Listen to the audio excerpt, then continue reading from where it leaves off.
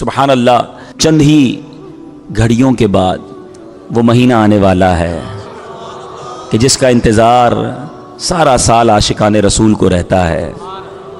पंजाबी के शायर लिखते हैं ना, खुशियाँ दा वेला आ गया, गम दूर हो गए। वो मुबारक महीना आ रहा है कि जिस महीने में उस हस्ती ने जलवा फरमाया कि जिस हस्ती की वजह से ये कायनात बनी है।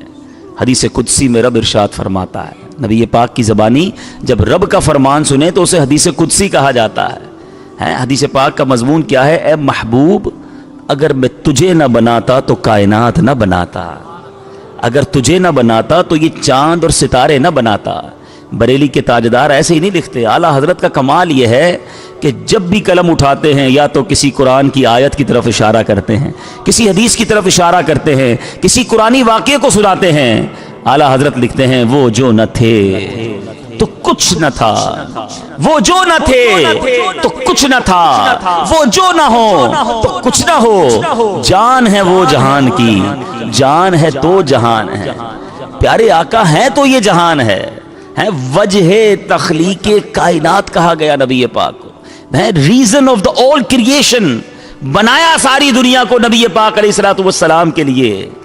मौलाना हसन रदा खान साहब बरादर आरज़ लिखते हैं ना, कौनैन बनाए गए सरकार की खातिर, कौनैन बनाए गए सरकार की खातिर, सरकार की खातिर है कौनैन बनाए गए सरकार की खातिर। और फिर फरमाते हैं, कौनैन की खातिर तुम्हें सरकार बनाया। हम सब के लिए गोया नबी पाक एक ऐसी रोशन किरण है कि जब इस कायनात में जहालत का घटा टोप अंधेरा छाया हुआ था, लोग अपनी बच्चियों को दफन कर रहे थे और इस कदर जहालत थी कि काबा तो मौजूद था मगर काबे के अंदर 360 बुत मौजूद थे। आज काबे का तवाफ आंसुओं के साथ होता है। एक ज़माना वो था जब नंगे होकर कुफ्फारान मक्का तालियां बजाते हुए माअज़ल्लाह काबे का तवाफ किया करते थे। काबे की इज्जत बहाल करने वाला, इंसानियत को वकार देने वाला, सही रास्ता दिखाने वाला, रोशनी की किरण लाने वाला नबी पाक अलैहिस्सलातु वस्सलाम, इस दो जहां का सहारा मेरे आका जब तशरीफ लाए तो गोया कायनात की तकदीर बदली, कायनात ने एक नई करवट ली। सुभान अल्लाह, क्या खूबसूरत शेर है ना। आई नई हुकूमत सिक्का नया चलेगा, आई नई हुकूमत सिक्का नया चलेगा, आलम ने रंग बदला सुबह शबे विलादत। आका तो क्या आए, गोया इस धरती की, इस कायनात की किस्मत जाग उठी और सिसकती हुई इंसानियत को एक जिला मिली, एक नई जिंदगी मिली। और सुभान अल्लाह, उस आप जरा गौर कीजिए, मिसाल के तौर पे मैं मिसाल देता हूं बिला तमसील। मैं यहां बयान करने आया हूं, यहाँ हजारों आशिकान रसूल पहले ही रहते हैं, उलमा का अदब भी है, बयान सुनने का शौक भी है। मैं आकर बैठा, पूरा फैज़ान मदीना भर गया। कोई कमाल नहीं है ऐसी जगह जाना जहां जनाब जहालत का दौर दौरा हो, जहां कोई किसी की बात सुनने के लिए तैयार ना हो, जहां बुतों की पूजा की जाती हो, जहां इस्लाम की बात सुनने के लिए कोई तैयार ना हो। अरे नबी पाक ऐसे दौर में तशरीफ लाए जब यूं समझिए कि एक ऐसी कौम जो जंगजू भी थी, जहालत वाली भी थी और मुशरिक भी थी और किसी बात को सुनने के लिए तैयार ना थी, बच्चियों को जिंदा दफन किया जाता था। ऐसे वक्त में इतने मुश्किल ग्राउंड में सरवर कायनात सल्लल्लाहु तआला अलैहि वसल्लम की जलवागरी होती है। और ऐसी कौम को तब्दील करना, ऐसी जिसको कहिए जिबिल्लत को, ऐसी नेचर को चेंज कर देना, ये नबी पाक अलैहिस्सलातु वस्सलाम का वो कारनामा है। और सुभान अल्लाह, तब्दीली लाए तो कैसी लाए, किसी को सिद्दीक़ अकबर बना दिया, किसी को फारूक आजम बना दिया, किसी को उस्मान गनी बना दिया, बचपन से अपनी गोद में रखा तो मौला अली बना दिया। अल्लाह अकबर, मेरे आका की जात वो अजीम जात है। पढ़िए दुनिया की हिस्ट्री, कभी ऐसा ना हुआ होगा कि कोई ऐसी शख्सियत भी गुजरी है कि जिसको लोग कत्ल करने के लिए आए, तलवार लेकर आए, जान से मारने के लिए आए, मगर जलवाए जाना देखें तो अब जान देने वाले बन जाएं। हैं? ऐसा किसी शख्सियत के बारे में नहीं पढ़ा होगा कि गिरफ्तार करने आए, नहीं छोड़ूंगा, मैं गिरफ्तार करके जाऊंगा। अल्लाह अकबर, जब मेरे आका के चंद जुमले सुने, नूरानी चेहरा देखें तो उनके इश्क में खुद ही गिरफ्तार हो जाएं। पहले कहा छोड़ूंगा नहीं और अब कहते हैं आका आपका दर छोड़ूंगा नहीं। That is the revolution. یہ وہ ہستی ہیں کہ کائنات میں وہ عظیم ریولوشن آیا. آج بھی سبحان اللہ اب ذات مصطفیٰ صلی اللہ تعالی علیہ وسلم کی برکات کی بات کریں, آپ کے اعجاز کی بات کریں, آپ کی جناب اسپیشلٹیز کی بات کریں, تو سچی بات یہ ہے 1400 سال سے زیادہ وقت گزر گیا ہے. مورخین لکھ رہے ہیں, محدثین لکھ رہے ہیں, سیرت نگار لکھ رہے ہیں, کوئی سیرت کی کتاب لکھتا ہے, کوئی کسی وصف کی بات کرتا ہے. بات یہ ہے کہ 1400 سال گزرے ہیں, بات ابھی تک پوری نہیں ہوئی ہے. یہ کیسی ہستی ہے کہ جس کی بات ہی پوری نہیں ہو رہی ہے. اللہ اللہ, شاعر لکھتے ہیں نا, زندگیاں ختم ہوئیں اور قلم ٹوٹ گئے, زندگیاں ختم ہوئیں اور قلم ٹوٹ گئے, آقا تیرے اوصاف کا ایک باب بھی پورا نہ ہوا. دلدار بڑے آئے, محبوب بڑے دیکھے, جو دیکھے سبھی ان کے قدموں میں پڑے دیکھے. ارباب نظر کو کوئی ایسا نہ ملے گا, بندے تو بہت مل جائیں گے, پر آقا نہ ملے گا. تاریخ اگر ڈھونڈے گی ثانی محمد, ثانی تو بڑی چیز ہے, سایہ نہ ملے گا.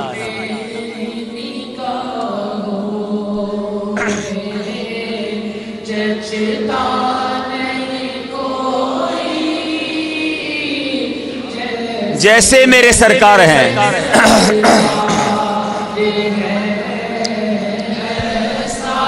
نہیں کوئی, نہیں کوئی. سچی بات مجھے کیا ہے, نبی پاک کی جب شان پڑھتے ہیں نا, سنتے ہیں, تو اپنے اوپر فخر ہونے لگ جاتا ہے, پراؤڈ فیل ہوتا ہے. یا اللہ تیری مہربانی ایسے نبی کا امتی بنایا, ایسے آقا کا مجھے غلام, یہی شرف کافی ہے. پیارے آقا علیہ الصلوۃ والسلام کی غلامی مل گئی, یہی بہت بڑا شرف ہے کہ ایسے نبی جو رب کے حبیب ہیں اور میں ان کا امتی کہلایا. سبحان اللہ. میٹھے اسلامی بھائیوں, اب آئیے, سچی بات میں نے کہا نا کہ نہ ہماری اوقات نہ ہمارے پاس الفاظ, مگر میں سوچ رہا تھا کہ آج جمعے کا بیان کس موضوع پر کیا جائے, تو پھر ذہن نے یہی کہا, اسلامی بھائیوں نے بھی مشورہ دیا کہ مبارک مہینے کی آمد ہے, کچھ آقا کی ولادت ہی کی بات کر لیتے ہیں, تاکہ ذہن بھی تیار ہو جائے, روح بھی تیار ہو جائے, دل و دماغ سے. اور تھوڑی پنجابی وچ کہتے ہیں نا, گج وج کے میلاد منائیں گے انشاءاللہ. نبی پاک کا شجرہ نسب, سبحان اللہ, پیارے آقا علیہ الصلوۃ والسلام کا شجرہ نسب والد ماجد کی طرف سے یہ ہے, حضرت محمد صلی اللہ تعالی علیہ وسلم بن عبداللہ بن عبد المطلب بن ہاشم بن عبد مناف بن قصا بن کلاب بن مرہ بن قاب بن لوی بن غالب بن فہر بن مالک بن نذر بن کنانا بن خزیمہ بن مدرقہ بن الیاس بن مدر بن نزار بن معاد اور بن عدنان. یہ بخاری شریف میں یہاں تک آپ کا شجرہ لکھا, اور والدہ ماجدہ کی طرف سے نبی پاک علیہ الصلوۃ والسلام کا شجرہ کیا ہے, حضرت محمد صلی اللہ تعالی علیہ وسلم بن آمنہ وہب بن عبد مناف بن زہرا بن کلاب اور بن مرہ. یعنی نبی پاک علیہ الصلوۃ والسلام کے والدین کا, دونوں کا جو شجرہ ہے وہ کلاب بن مرہ پر جا کر مل جاتا ہے.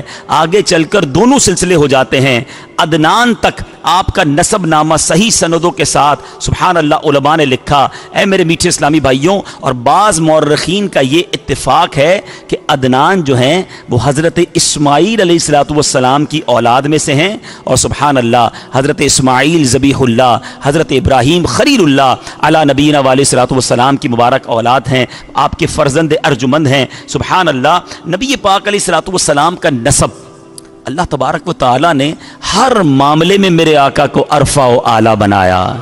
میرے آقا اعلیٰ حضرت جبھی تو لکھتے ہیں, سب سے اولا و اعلیٰ, سب سے بالا و اعلیٰ, اپنے مولا کا پیارا, دونوں عالم کا دولہا. سنتے جائیے اور جھومتے جائیے, نسب میں اللہ تعالیٰ نے کیسا مقام دیا کہ نبی پاک علیہ الصلوۃ والسلام کا خاندان نسب, نجابت اور شرافت میں تمام دنیا کے خاندانوں سے اشرف و اعلیٰ ہے. یہ وہ حقیقت ہے کہ کفار جو تھے نا پیارے آقا کے بدترین دشمن تھے, ہر وہ چیز تلاش کرتے تھے, معاذ اللہ ملتی نہیں تھی, کہ جس سے کسی طرح شان گٹائی جائے، مگر وہ بھی اس بات کا اقرار کرتے۔ حضرت ابو سفیان جب کفر کی حالت میں تھے، ایمان نہ لائے تھے، تو بادشاہ روم ہرکل کے بھرے دربار میں انہوں نے بھی اس بات کا اقرار کیا تھا، اس بات کو ایڈمٹ کیا تھا، ہوا فینا ذو نسب، یعنی نبی پاک علیہ الصلوۃ والسلام عالی خاندان سے ہیں، اشرف اور اعلیٰ خاندان سے ہیں۔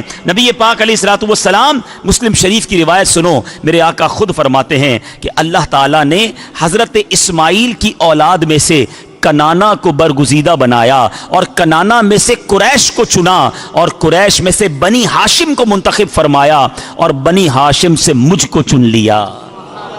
اعلیٰ حضرت لکھتے ہیں نا، ذات ہوئی انتخاب، ذات ہوئی انتخاب، وصف ہوئے لاجواب، نام ہوا مصطفیٰ، تم پہ کروڑوں درود۔ سبحان اللہ، یعنی نبی پاک کے، دیکھیں یہ باتیں پتہ ہونی چاہیے۔ لوگ اپنی فیملی کی بات کرتے ہیں کہ میں فلاں خاندان سے ہوں، میرے دادا یہ تھے، میرے جناب پر دادا یہ تھے، میرا فیملی بیک گراؤنڈ یہ ہے۔ ارے جس نبی کا کلمہ پڑا ہے ان کا بھی نسب نامہ پتہ ہونا چاہیے، ان کے خاندان کی معلومات ہونی چاہیے، اور دل و جان سے عزت و احترام مزید بڑھنا چاہیے۔ اب آئیے قریش، میرے آقا قریشی ہے نا، قریش کون تھے سیکھیے۔ آج میں کچھ بیسکس بتانا چاہتا ہوں تاکہ شروع سے ہم نبی پاک کی سیرت کو سمجھنا شروع کریں۔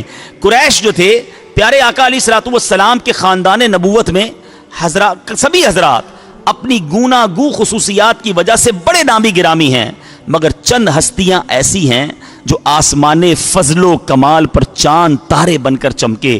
ان با کمالوں میں فہر بن مالک، نام یاد رکھنا ہے، فہر بن مالک بھی ہیں، ان کا لقب قریش ہے، اور انہی کی اولاد قریشی کہلاتی ہے۔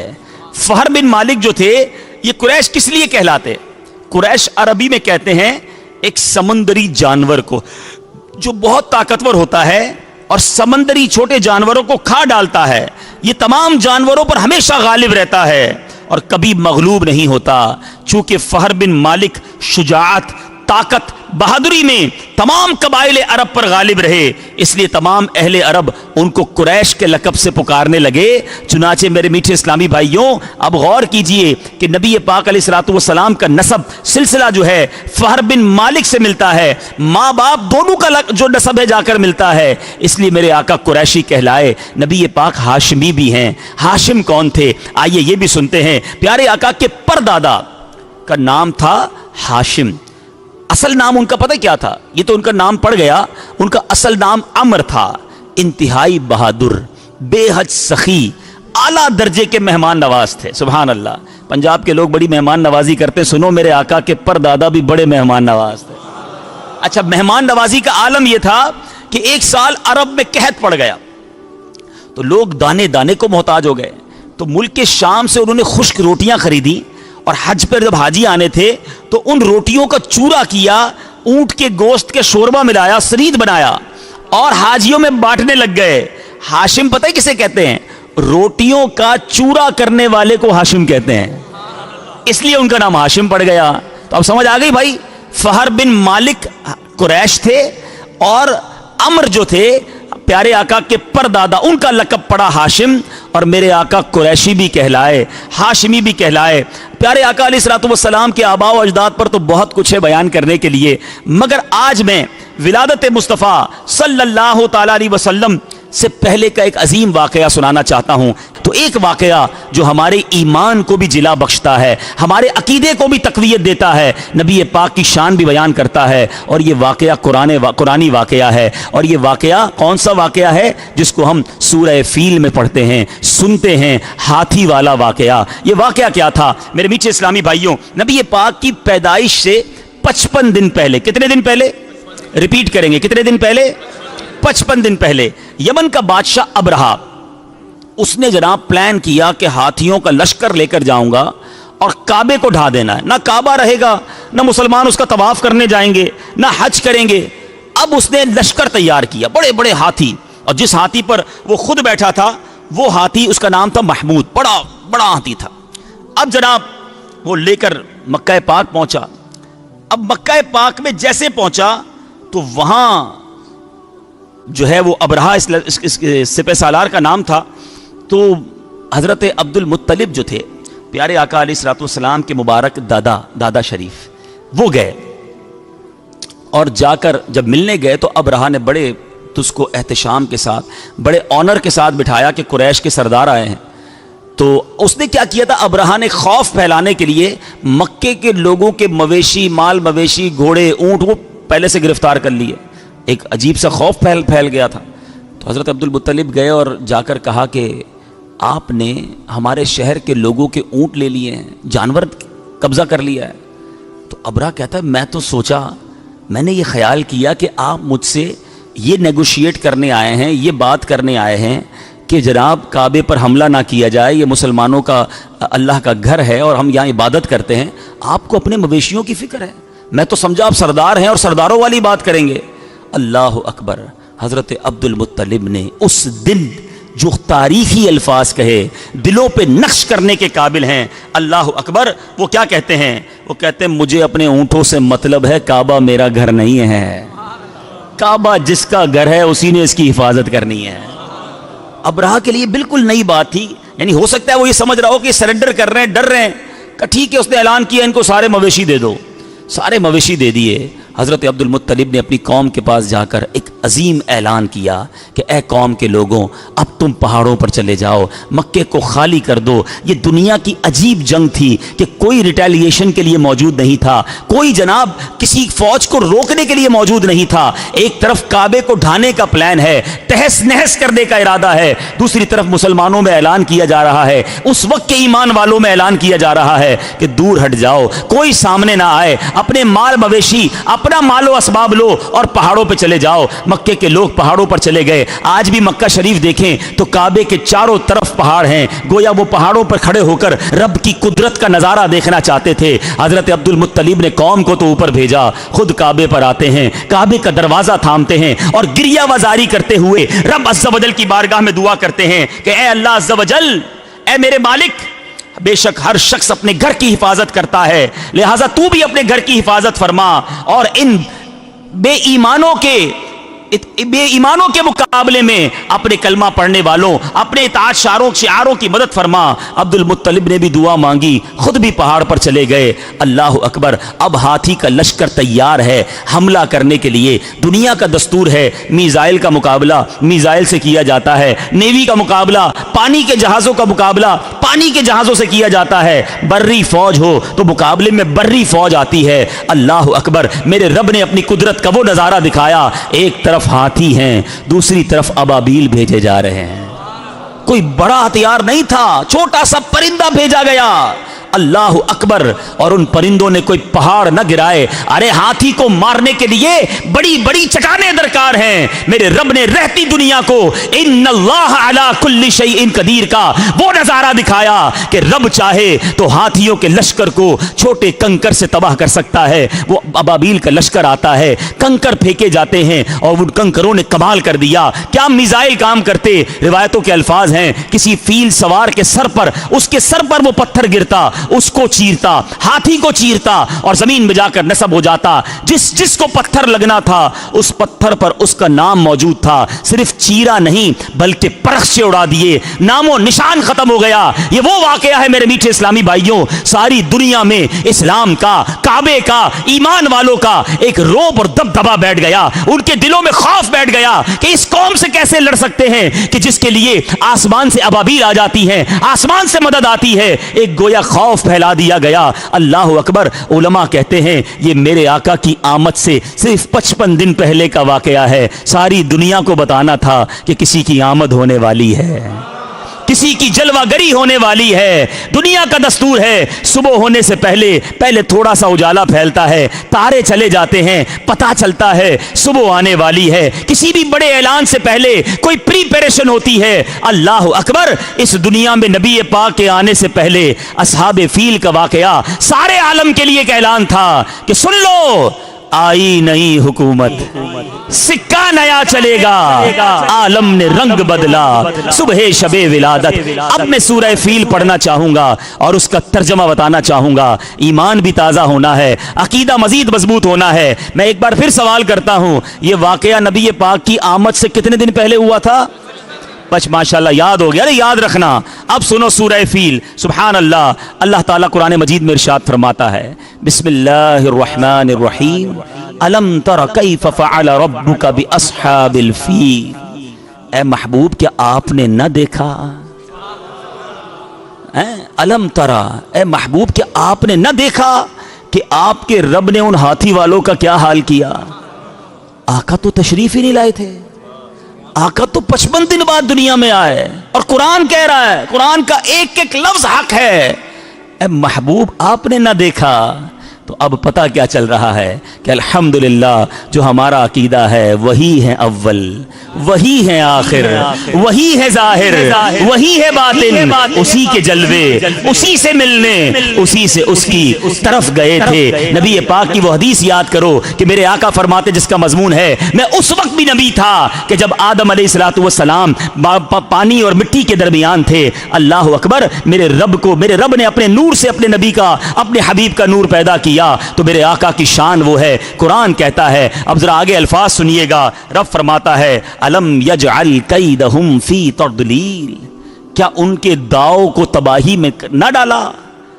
وارسل علیہم طیرا ابابیل, اور ان پر پرندوں کی ٹکڑیاں بھیجی, ٹولیاں بھیجی.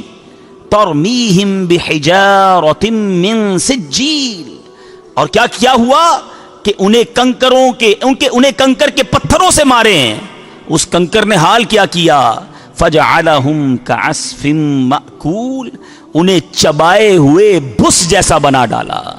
اللہ اکبر, یہ میرے رب کی شان وہ نظارہ تھا. اور یہ ایک واقعہ نہ ہوا میرے بیچے اسلامی بھائیوں, نبی پاک علیہ الصلوۃ والسلام کی تشریف آوری سے پہلے اصحاب فیل کا واقعہ. ناگہاں باران رحمت سے سرزمین عرب سرسبز و شاداب ہو گئی. برسوں کی خشک سالی دفع ہو کر پورے ملک میں خوشحالی کا دورہ ہو گیا. بتوں کا منہ کے بل گر جانا, فارس کے مجوسیوں کی 1000 سال سے جلائی ہوئی آگ کا ایک لمحے میں بجھ جانا, کسرا کے محل کا زلزلہ اور اس کے 14 کنگروں کا منہدم ہو جانا, ہمدان اور قم کے درمیان 6 میل لمبے 6 میل چوڑے بحر ساوا کا یکایک بالکل خشک ہو جانا, شام اور کوفہ کے درمیان وادی سماوا کی خشک ندی کا اچانک جاری ہو جانا, پیارے آقا کی والدہ ماجدہ کے بدن سے ایسے نور کا نکلنا جس سے بسرا کے محل روشن ہو گئے. یہ سب واقعات کسی سلسلے کی کڑی ہیں, کسی آمد کی نبی سنائی جا رہی ہے. نبی پاک علیہ الصلوۃ والسلام سے کی آمد سے پہلے یہ مبشرات بن کر عالم کائنات کو یہ خوشخبری دینے لگے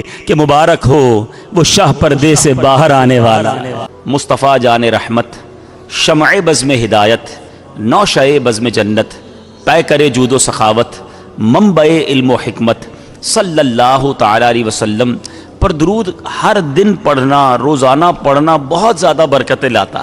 مگر جتنی درود پاک کی کتابیں ہیں جس میں احادیث کو جمع کیا گیا, ہم دیکھیں تو باقاعدہ اس میں ایک الگ چیپٹر ہے, الگ باب بنایا جاتا ہے کہ شب جمعہ اور جمعہ کے دن درود پڑھنے کی فضیلت.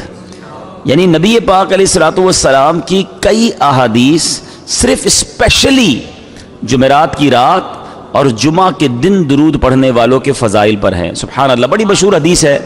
نبیوں کے سرور صلی اللہ تعالی علیہ وسلم ارشاد فرماتے ہیں, جس نے مجھ پر جمعہ کے دن, حدیث پاک کا مضمون ہے, جس نے مجھ پر جمعہ کے دن 200 بار درود پاک پڑھا اس کے 200 برس کے گناہ معاف کر دیے جائیں گے. اب ذرا سوچئے کہ 200 بار درود پاک میں دیری کتنی لگتی ہے. یعنی جمعہ کا دن اسپیشل ہے درود پاک کے لیے. ایک اور حدیث پاک میں نبی پاک فرماتے ہیں جس کا مضمون ہے کہ جب جمعرات کی رات آتی ہے, جمعہ کا دن آتا ہے, تو اللہ کے کچھ فرشتے ایسے ہیں جو چاندی کے ورق اور سونے کے قلم لے کر آتے ہیں, اور اس دن اور رات جو درود پڑھتے ہیں ان کا نام اس میں لکھتے چلے جاتے ہیں. ایک اور شاندار فضیلت نبی پاک صلی اللہ تعالی علیہ وسلم نے فرمایا جس کا مضمون ہے, اور دنوں کا درود فرشتے مجھ تک پہنچاتے ہیں. باقی ہفتے میں پڑھیں تو فرشتے پہنچاتے ہیں. آقا فرماتے ہیں جمعہ کے دن کوئی درود پڑھے بنفس نفیس میں خود سماعت کرتا ہوں, کوئی واسطہ نہیں, ڈائریکٹ ڈائلنگ ہے. جمعہ کا دن جتنا ہو سکے نبی پاک علیہ الصلوۃ والسلام پر خاص درود پاک پڑھیں. اور ویسے بھی ماشاءاللہ جمعہ کی ایک اور فضیلت ہمیشہ ذہن میں رہنی چاہیے، وہ یہ ہے کہ جمعہ کی ایک نیکی 70 نیکیوں کے برابر ہے۔ اب مثال کے طور پہ آپ نے ایک نیک کام کرنے ہوتے ہیں، اللہ کی رحمت سے بہت ساری چیزیں ذہن میں ہوتی ہیں، تو آپ کوشش کریں کہ جمعہ کے دن وہ کام ضرور کریں۔ اب اتوار کو آپ نے کسی مریض کو دیکھنے جانا ہے، آپ نے سوچا ہوا ہے یار پیر والے دن میں اپنے کسی غریب رشتہ دار کی مدد بھی کروں گا، اس کو بلایا میں نے پیر کو، میں اس کو قرضہ دینا ہے، اس کو علاج کے پیسے دینے، واٹ ایور، جو نیکی آپ نے 2-3 دن بعد کرنی ہے نا، کوشش کریں کہ اس کو تھوڑا جلدی کر کے جمعہ کو کر لیں۔ پیر کو، اتوار کو، منگل کو نیکی کریں گے 1 ثواب ملے گا، جمعہ کو نیکی کریں گے 70 گنا ثواب ملے گا۔ تو صحابہ کرام علیہم رضوان کا یہ معمول ہوا کرتا کہ وہ ڈھونڈ ڈھونڈ کر جمعہ کے دن نیکیاں کیا کرتے۔ تو ہمیں جمعے کے دن ان نیکیوں کے لیے کوشاں رہنا چاہیے۔ اللہ تعالیٰ مجھے اور آپ کو جمعے کے دن کا احترام نصیب فرمائے۔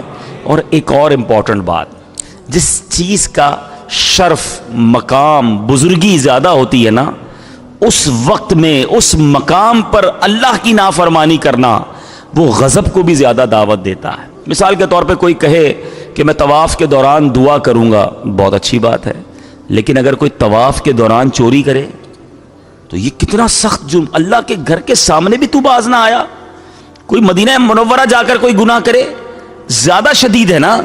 بالکل اسی طرح علماء لکھتے ہیں کہ چونکہ جمعہ کے دن کی برکت، شرف، بزرگی زیادہ، تو اب کوئی جمعہ کے دن گناہ کرے گا تو اس کو 70 گنا یعنی 70 ٹائمز ملٹیپلائی کر کے اس کا گناہ لکھا جائے گا۔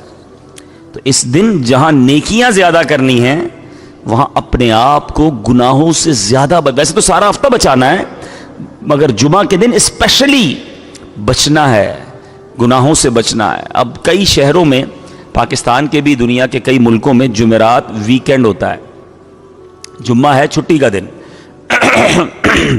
یہ جمعہ کی چھٹی عبادت کے لیے، جمعہ پڑھنے کے لیے، رب کو راضی کرنے کے لیے ہے۔ مگر میں نے دیکھا ہے، جو میرا مشاہدہ ہے، جو معلومات ہے، کہ جن جن جگہوں پر جمعرات ویکینڈ ہے، جمعرات آخری رات اور جمعہ چھٹی ہے، وہاں گناہ بھی جمعرات کی رات کو زیادہ ہوتے ہیں۔ وہاں فلموں کو دیکھنے کے پلان، فنکشن کے پلان، اور جناب الٹے سیدھے کام جمعہ کے دن اور جمعرات کی رات کیے جاتے ہیں۔ اللہ کے بندوں، یہ مانگنے کے لمحات ہیں، یہ لوٹنے کی راتیں ہیں، یہ یوں سمجھیے کہ حاصل کرنے کے گھڑیاں ہیں۔ حدیث پاک کا مضمون ہے، ہر جمعے کو ہر گھنٹے میں 6 لاکھ گناہگار جہنم سے آزاد کیے جاتے ہیں۔ کیلکولیٹ کریں اگر 24 گھنٹوں سے، تو 1,44,000 ہر جمعے کو گناہگار جہنم سے آزاد کیے جاتے ہیں۔ تو بھائی آزاد اگر ہونا ہے تو اس دن تو خوب عبادت کرنی ہے نا، خوب دعائیں کرنی ہیں، التجائیں کرنی ہیں۔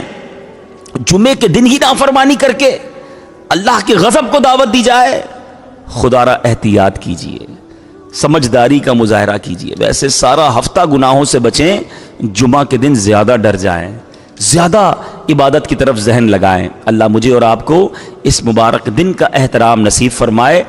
انشاءاللہ میلاد منانا ہے، جھنڈے لگا کر منائیں گے، چراغاں کر کے منائیں گے۔ رات کو کوئی گزرے گلی سے تو پتہ چل جائے یہ جگمگاتا گھر کسی عاشق رسول کا ہے، دن میں گزرے تو مدنی پرچم بتا دے کہ یہ گھر کسی عاشق رسول کا ہے۔ لیکن جھنڈے بھی لگانا ہے، لائٹیں بھی لگانا ہے۔ اللہ سلامت رکھے میرے شیخ طریقت امیر اہل سنت عاشق میلاد کو، ساری دنیا کو میلاد منانے کا نیا جذبہ بھی دیا، اور میلاد منانا کیسے اس کا طریقہ بھی دیا۔ فرماتے ہیں جھنڈے ضرور لگائیں، لائٹیں ضرور لگائیں، ضرور سرکار کی نعتیں بلند کریں، چرچا اور بلند کریں، مگر کسی کو تکلیف دے کر نہیں۔ حقوق العباد کا خیال رکھیں، روڈے بند کر کے ایسی جناب اسپیکر لگا کر کے رات بھر بیمار سو نہ سکیں، ایسی محفل نہ کریں۔ نبی پاک علیہ الصلوۃ والسلام جس کا میلاد منا رہے ہیں نا، ان آقا کا انداز یہ تھا کہ ایک بار میرے آقا وضو فرما رہے، ایک پیاسی بلی آ گئی، آقا نے وہ برتن بلی کے آگے کر دیا۔ جو نبی جانوروں کا اس طرح خیال فرمائیں، ہم ان کے امتیوں کو تکلیف پہنچائیں، یہ نہیں ہونا چاہیے۔ میلاد ضرور بنائیں، دھوم دھام سے بنائیں، مگر حقوق العباد کا خیال رکھیں۔ اسی طرح ایک اور غلطی کرتے ہیں عاشقان رسول، دعوت اسلامی والے تو نہیں کرتے، لیکن چلیں ساری دنیا میں یہ بیان سنا جا رہا ہے، دیکھا جا رہا ہے کہ لائٹنگ لگائیے مگر اس کا بل پے کیجئے۔ چوری کر کے کون سی نیکی ملنی ہے کہ کنڈا لگا کر جناب میں کیا کر رہا ہوں ربیع الاول کا چراغا کر رہا ہوں. یہ اسلام نہیں سکھاتا.